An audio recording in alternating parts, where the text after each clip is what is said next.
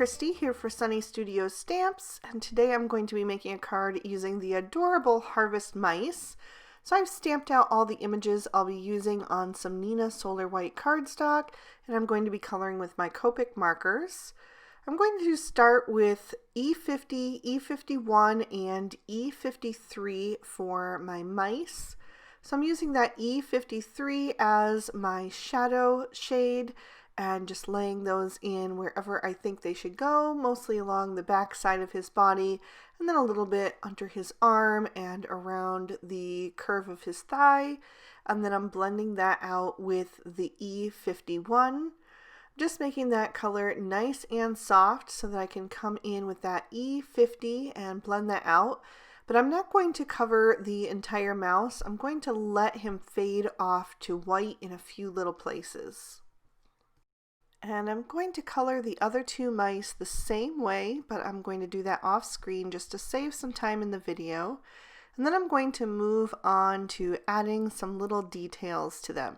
So mice are one of my absolute favorite critters to color. Mice and bunnies are my top two favorites because there's just so many different ways that you can make them stand out and give them their own little personality by adding some little dots and stripes.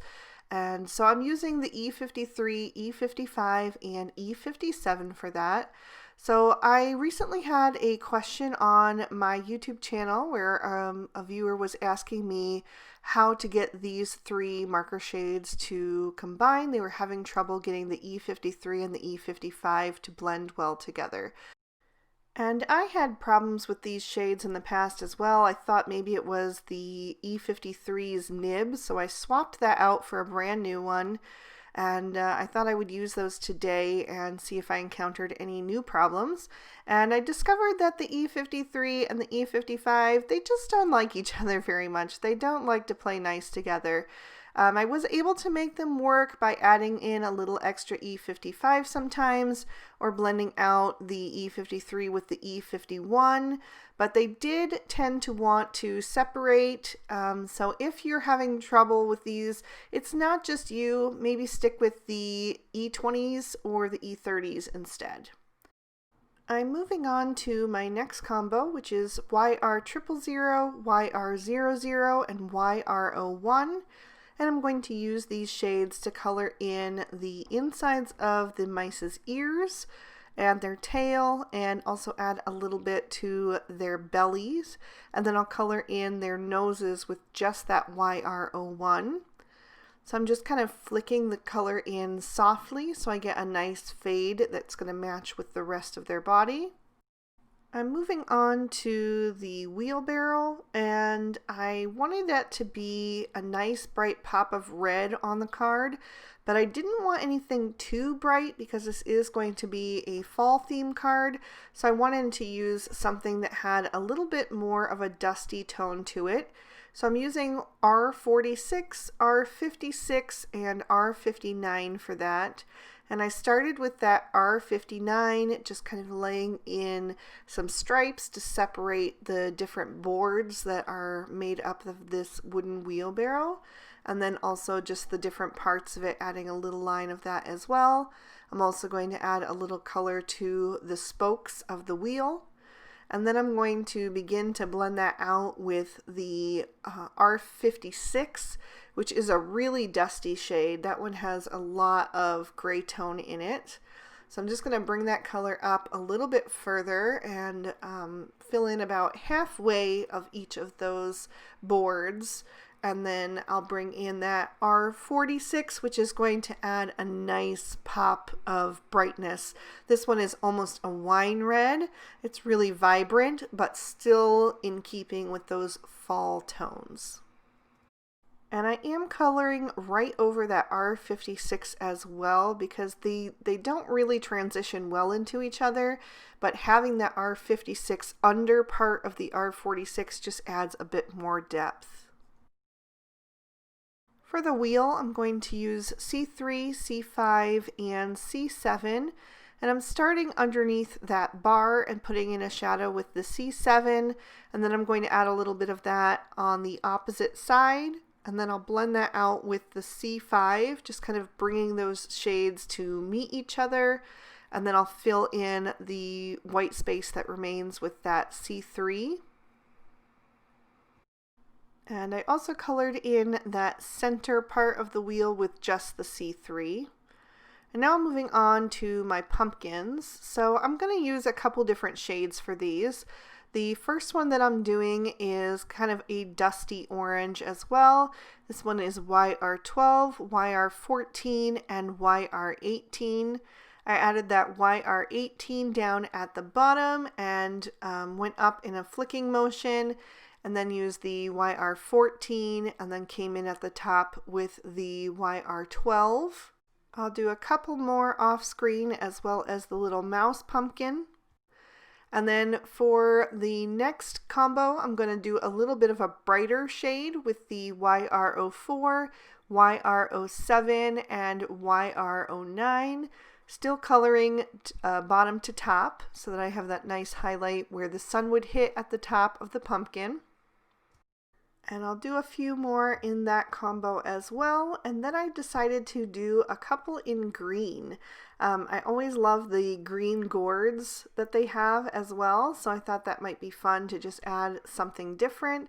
So I'm using G40, G43, and G46 for those, just doing two little small ones. And then I'm also going to use the G46 and G43 to color in some of the tops of the pumpkins, a little stem. I'm going to use that combo on the duller of the pumpkin shades. And then for the brighter pumpkin shades, I'm using G24 and G28. I'm going to use that combo on the green gourds as well. And then I'll trim these images out with their matching dies. For my background, I've taken a piece of Bristol smooth surface cardstock, and I'm going to create a background using some Distress Oxide inks. The first color that I'm using down at the bottom is Twisted Citron. I'm going to bring that down for some grassy area and let that kind of fade off at the top. I want it to be nice and bold down at the bottom and then get softer and softer as it goes up. So I'm going to use lighter pressure at the top and a little bit heavier on the bottom. And then to darken that up, I'm going to bring in some mowed lawn down at the very bottom as well. So I'll just blend that on, and then once I have enough of that there to my liking, I'll go back with my Twisted Citron and just blend the transition area there. Then I'll bring in some tumbled glass Distress Oxide. I'm going to cover the entire top part of the panel with that. So I'm going to bring that in from almost the top edge and then bring it down towards the Twisted Citron. I'm going to let those two kind of meet up together because the blue and the green are going to make a pretty kind of darker green shade, almost like a turquoise, but it's real soft. And then I'll go back over the transition again with that Twisted Citron. But I wanted the sky to get a little bit darker as well, just like the bottom edge. So I'm also going to bring in some faded jeans. Now I don't want this to get too dark, so I'm going to tap some of that ink off on the side and then bring that onto my panel and go across the top edge completely before I start to pull that down into the tumbled glass. So I'm going to just work that down. I'm going to be cutting this panel down a bit, so I want to make sure that some of those darker colors get in that panel once it's a smaller size. So I'm going to bring that faded jeans down quite a bit and just keep blending over that transition until I'm going to be able to see all four shades represented there. I'm going to trim that down with the Fancy Frames rectangle die and just save the inner portion. And then I've got a piece of craft cardstock that I ran through with the same die, and I'm going to use the middle section to frame up my focal panel. I love this die because you can get so many looks depending on whether you use just one part of the frame or both parts of the frame. You can cut them out of the same colored cardstock. You could use different colored cardstocks. You could do one out of pattern paper. There's just so many possibilities. You can use just the outside part of the frame if you want. So anyway, I'm going to tape these together with some Scotch tape from the back because I want to pop them up on my card with some foam tape, and I want them to be one unit. And then I'll pop that into my MISTI so that I can stamp my sentiment using VersaFine Onyx Black ink. And I'm using my favorite sentiment from this set. It says Pumpkin Kisses and Harvest Wishes. And I did stamp that down twice because it is going over that Distress Oxide ink so that it is nice and bold. And then I'm going to pop my card base in my MISTI. I'm using another piece of craft cardstock for that. And I'm going to stamp in Lawn Fawn Walnut ink. And I'm using the fourth and final mouse in that stamp set along with the two smaller pumpkins. And I put together a sentiment that says, "Have a mice day." So now I'm ready to put together my focal panel and start adhering my images.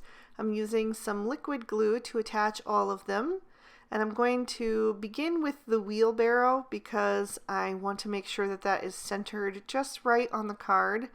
And I'm going to add the little mouse that is facing to the right so he can be holding the handles.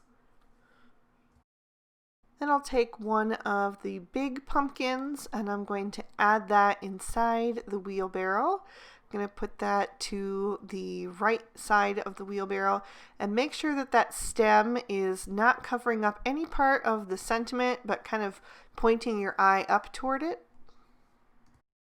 Then I'm going to take one of the medium-sized pumpkins in the brighter tone and add that over to the left of it. And I'll take one more and just stack that right above. Then I'll take the other large pumpkin and I'm going to add that over on the right hand side, just where the grass meets the sky. And then I have my little forward facing mouse that's going to overlap that a little bit down in the bottom right corner. And he's got that cute little grin on his face. So the story in my head was that while his siblings are gathering the pumpkins like they're supposed to be, he took a break to carve a little mouse pumpkin. And so I put that right in front of him. And then I've got the other little mouse kind of working with the first mouse, and she's going to eventually be holding a small little pumpkin and helping him gather. I'll add the medium-sized green pumpkin over on the bottom left, and then I'm going to take the tiny orange pumpkin and add that so it's just overlapping it a little bit. And then the other green pumpkin is going to go over on the far right to kind of balance that out. And at first I had it in front of the little mouse's tail, but I decided that didn't look quite right, so I tucked it behind. And then, like I mentioned, the last little pumpkin is going to go in the hands of the mouse in the middle. The top left corner was looking a little empty, so I die cut one of the fluffy clouds with the leftover cardstock from coloring my images, and I added that there. And now I'm moving on to my pattern paper. I'm using a couple pieces from the Colorful Autumn 6x6 pack. And I was going to attach this pumpkin print directly to the brown, but then when I saw the crosshatch print on the back, I thought that was perfect. So I die cut an extra piece of that and flip that over so I get that little bit of the brighter orange on the edges. And then I attach the two of those to my brown leaf and acorn print. And then I'm going to take the outer die from the Frilly Frames quatrefoil die and just trim that down so I get that nice stitch detail on the outside edge. And then I'll adhere that to my card front. I just made sure that that was attached nice and straight, and then I added some foam tape to the back of my focal panel So I'll peel off those release papers, and then I'm going to line that up in the center of my card, just making sure that there is an equal amount on all of the edges, and then press that down into place.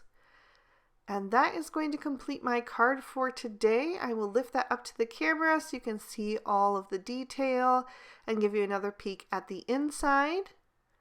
So I hope you guys enjoyed this one. If you did, please be sure to hit that like button and subscribe, and check out the description bar below for links to all of the products I used today. Thanks so much for watching. Bye-bye.